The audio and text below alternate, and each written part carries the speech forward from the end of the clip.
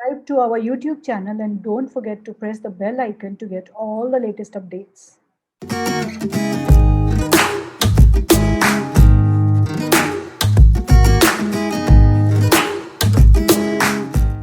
Hi, I'm Hemant and I welcome you all to the Inkpothub. Today we have with us Ms Arbita Chakraborty, an FPM candidate at IIM Udaipur. We are so glad to have Arbita with us. Arbita is a BCom and MCom integrated course taker from Tezpur University, from where she also achieved a gold medal for her exemplary performance. During her degree, she did an internship with Oil India, and after that degree, she did a research project with the Tezpur University, wherein she worked on the CSR projects and analyzed them as per the SDG goals. Thanks for interviewing for Inkpothub. Thank you so much. Thank you so much for giving me this opportunity.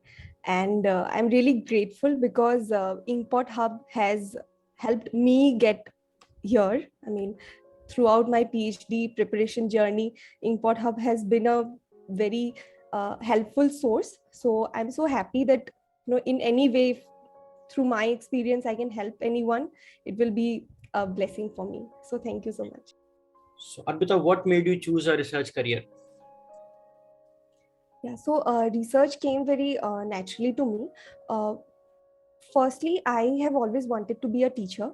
So I've always liked teaching. And secondly, when I took up commerce, I've always, I would say, kind of fallen in love with the subject of accounting. So I always wanted to do something that keeps me close to the subject.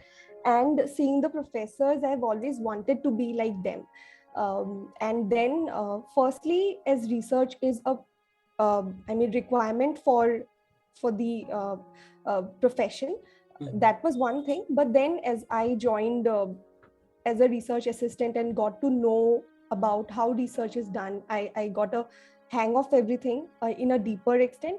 So then it made me sure that yes, this is what I wanted to do. Okay. So, how did your corporate experience, the internship, and the stint at Tezpur University prompted you to go ahead with the research and influenced the way you work today? Yeah, the internship that we had was just for 2 months. So uh, there it was more of the culture that we learned, like the discipline and the culture, the way work is done in the corporates. And the research project that I worked at, that helped me understand how weighty it is to, and what kind of impact research actually has, and the how relevant it is in, I mean, for the society at large. So, and how, like when we speak, we don't go into the specifications of things, but when we are doing a research, we need to be sure, we need to understand that yes, this is something that we are saying, and somebody else also needs to believe in that, and we need to make sure that it happens. So these are some of the things that came to me when I got to do it on my own. So that was, yes, that was Okay. really helpful. So, Arbita, what made you choose IIM Udaipur for the FPM program? Yeah, so I am Udaipur. Firstly, it was the first interview, PhD interview that I had appeared, and then uh, we got the results for it before I had appeared for the other institutions that I applied for. So then I had consulted with a few of my professors from the university and some other sources. So I got to know about the research environment here, how vibrant it is. So, so I considered these factors and I came for like I am Udaipur. Okay. Did you apply for any other institute also? Yes, I did apply at I am Shillong, I am Bodh Gaya, and I am Kashipur. Okay. So now we move on to your admission experience. So many FPM or PhD candidates would love to learn from your experience or how you prepared for it. So we do have some set of questions for you to Yeah, sure. answer, and they are related to the interview experience that you had. So the first question is, how did the interview went? What was the duration of it? What were the questions that were related to the academic background that they asked? Research motivation and allied questions. So how did your interview Yes. went? Yeah, my interview went pretty well. I was very nervous because it was my first interview, but luckily for me, it went well. So the interview at IIM Udaipur was conducted in two phases. Uh, First round was, it was for 2 days. First round was a technical round, basically. So there we had questions on my area. It was finance and accounting. So we were given two research papers to choose from. So they asked us questions on the one that we chose. So that was so there were a few questions on the paper. Then I had some questions on accounting, cost accounting, financial accounting, a couple of them on auditing.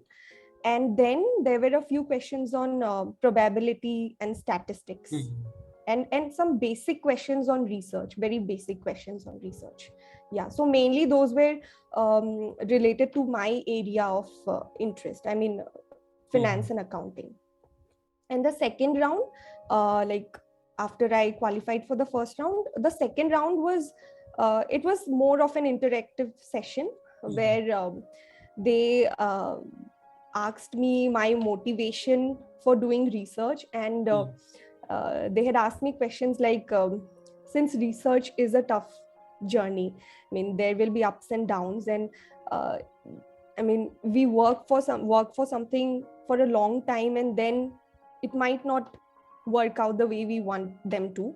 So they asked me, how would I deal with it? Will I be able to deal with it or not? So those were some questions that I was asked. And also, if I had an idea on what are the top journals. And then they had asked me which IIMs I had applied at, and which all factors would be the most dominant ones when I decide which one I'll join. So yeah, so, and the last one, they had asked me if I have a question from my end. So it was that thing was a really good ending to the interview, because I asked them if we'll have any mentors when we come to campus, since it will be an all new environment for us. So they told me that here in IIM Udaipur, the environment is really good. Like, every professor you can come to and they told me that your seniors are going to be very kind to you. So when they said your seniors, then I just got that hint that maybe I was going there, and it turned out that way. Great. So did they ask for a research proposal or anything during the interview? Yes, we were asked to submit a research proposal and an SOP, but there weren't questions on that during my interview. Yes. Okay. So which was the tough part of the interview for you during the whole process? The first phase or the second phase? I think the first phase, because yes, the questions were very conceptual questions. They were not advanced level questions. They mainly focus on conceptual questions to see whether the foundation is right or not. And yes, mostly, and those questions were mostly related to my own subjects, the finance and accounting. So I was comfortable with them. So yes, but since it was technical, and also probability and statistics was something they emphasized on, so I think it was a little tougher than the other one. Like, in the other one, I could be candid and speak my heart out. In the first one, I was a bit conscious, but it went well. The technical one was the tougher one. Yes. So so Arbita, as per your experience, what are the qualities that the interviewers look for in FPM or PhD candidates? From my experience, what I've seen and felt is that, of course, having the concepts, the fundamentals right is a necessity. But even more than that, what they consider important is to make sure that the student is very, he is very sure about doing PhD, because skills are something we can acquire. If we work on that, we can acquire it. But having that mindset where you can cope up with the ups and downs and not give up in between is something they look for. So in the interview also, not just in IIM Udaipur, but also the other interviews, I felt that they're very serious about it, how much perseverance the student has, and they really emphasize on that. And secondly, they try to see if the student has an analytical mindset, and because research involves a lot of thinking, looking around and trying to see what maybe many people will leave unnoticed. So yeah, so that's why, in one of our orientation programs, we were told that even for like finance, we mostly deal with numerical data, so those numbers also speak. They also have a language. If we are able to look at the numbers and understand what they are trying to tell us, then we know that yes, we are on the way of developing that mindset. Yeah. Great. So Arbita, thanks for your insights. What are the tips that you would like to share with people who are preparing for the FPM thing? So first one is, how should one prepare for the FPM program? Second is, how did you prepare for it? The books, the routine and everything for the interview thing and for the UGC net. Okay. So I think for PhD, the very first thing, I guess it might sound a little abstract, but what I feel is the first thing is we need to be very sure about it, because it involves a lot of emotional investment. So first thing is we should be sure that yes, this is what we want to do. The road is not that smooth, but if we know this is the road that we want to choose, then it gets easier. And study wise, I think my preparation for UGC net helped me for my PhD interviews as well. Since the subjects that I had to face, questions related to the subjects that I had to face in the interviews were also included in the UGC net course. So yes, for the preparation, I did not exactly follow any book, any particular book for that. I had this thing in mind that for net, I applied in commerce. So everything that was covered from HS to masters, of course, it's not possible to cover everything, but that was something that I had in mind, that if I get my concepts clear, if I brush up whatever we have learned. And for me, since I had just finished my masters, I was in touch with the papers, with the courses. So it was a little easier because the things had already been there in my mind, and attending classes was, I had my revisions done on that. And yes, it helped. Basically the masters and bachelor's books helped me for. And of course, one more thing is the past question papers, solving those question papers, that was another thing that helped. So what used to be a routine for preparation for UGC net, because you are preparing along with the research assistantship that you were working with at Tezpur University. So what used to be your daily routine? Yes, so there I had work. I had a schedule. There was a time by when I had to submit the work. So in between, I've kept my time for studies fixed.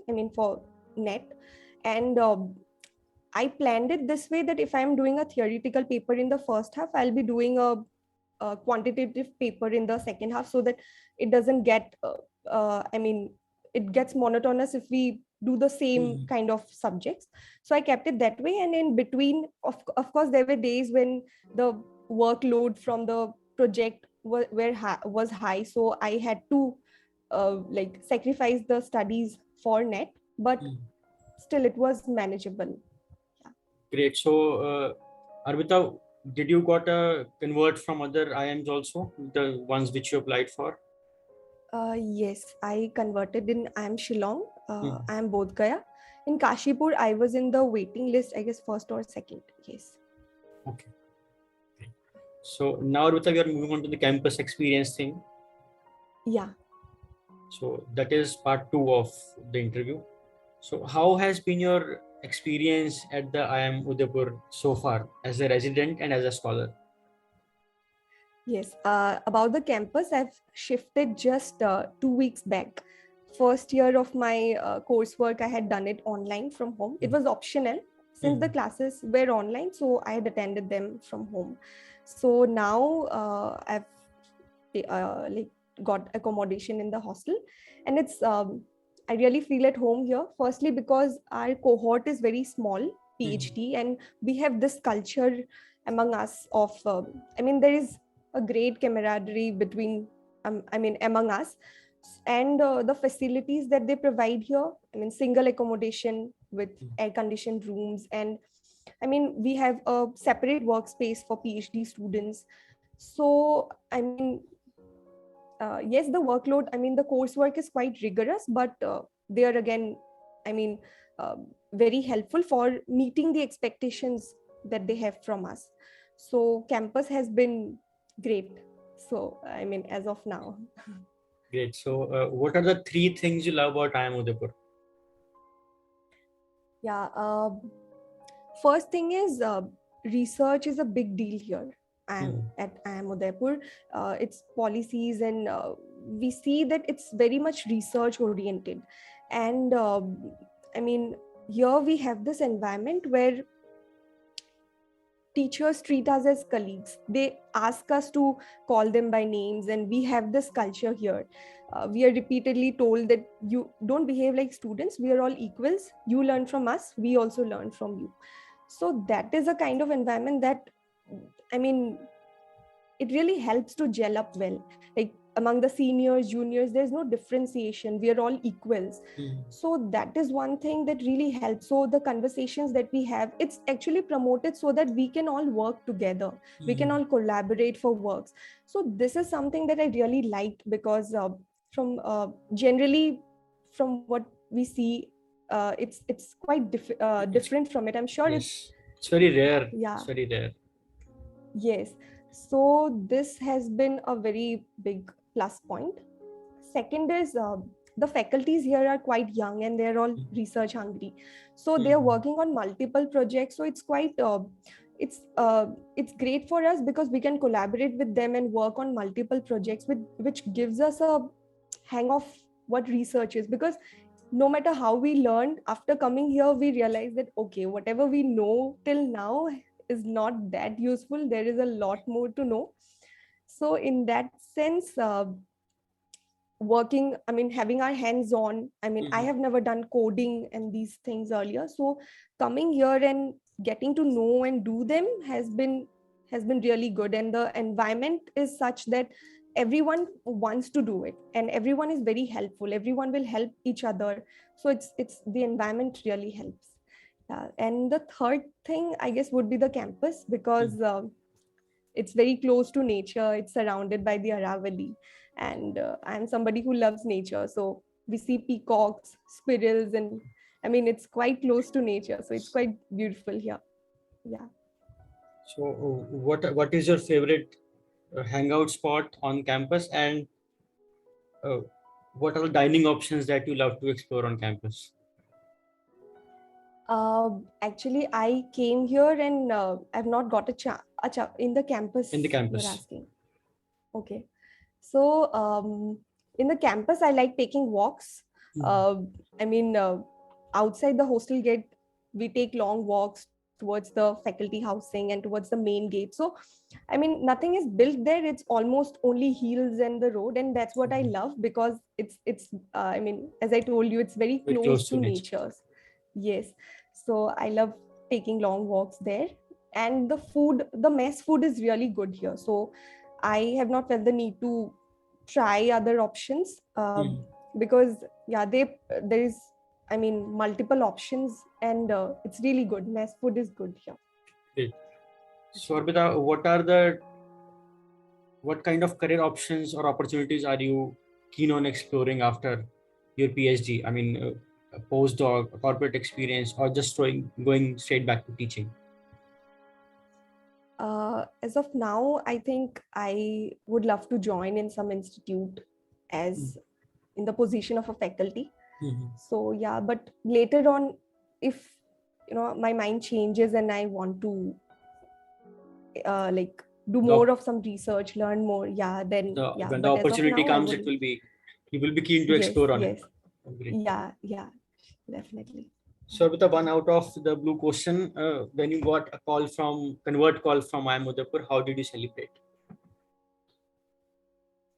It was late at night when I checked the email because I was out of station, and I mean, it was the first thing. I was away from my parents, so first thing I called them up, and it was a very different feeling. I couldn't sleep that night. I was like, is it really happening? So it was more, I think I celebrated it through spending a sleepless night. I couldn't sleep.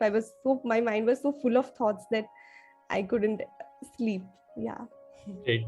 Vita, thanks for your time. Now we are moving on to the fourth phase, which is rapid fire thing. So we're going to the one-liner thing, and make sure it's very rapid. Yeah. So okay. The first one is an early morning ritual or a practice that you stick to. I think it will be exercise because I exercise every morning. It may not be for a long period. At least for 15 minutes I try to, because that makes me stay energetic for the rest of the day. Great. So a must-have item on your work desk. It will be a self-help book. I always have one because I need motivation. Some ounce of positivity I take from it. Yeah. Great. So what is your latest purchase that helped you increase your productivity? I don't know. No latest purchase, actually. Okay. So you talked about books. What is your favorite book or books that you keep going back to? Yeah. One would be The Power of Your Subconscious Mind. That book. Yes. The Murphy book. Yes, Joseph Murphy. Yeah. And the other book, if you would like to suggest our viewers, any one more book that you keep on going back to or you love rereading when you are? Related to course you're asking, or some? No, the general books. Yeah, general book. Then I'll say Atomic Habits. Oh, great. So now, what do you do when you feel overwhelmed, stressed, or confused? What is one thing that you do to get out of it? I think I take a break then when I'm too much filled with too many thoughts, and I feel indecisive. Then I take a break, I get stable, and then try to address it. Great. So your favorite quote that keeps you motivated? Quote. I can't remember a quote, but as we are talking about research, there's one thing that one of our professors shared with us in the class. So I think that I found it very useful.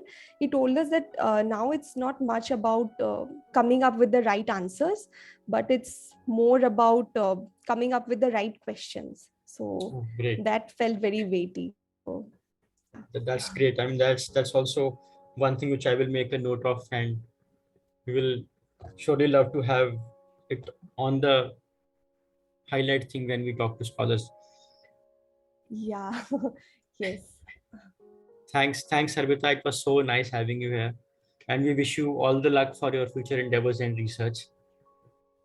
Thank you so much. Thanks for having me and giving me this opportunity. As I mentioned in the beginning, that I feel so grateful that from what was helpful for me, I could in some way try to be helpful through it. Yeah. So, thanks, Arbita. Thank you. It's great to see you all here. Thank you for watching our work. If you have not subscribed to Inkpothub Media, then please hit the bell icon and subscribe to our channel and support research, celebrations in India.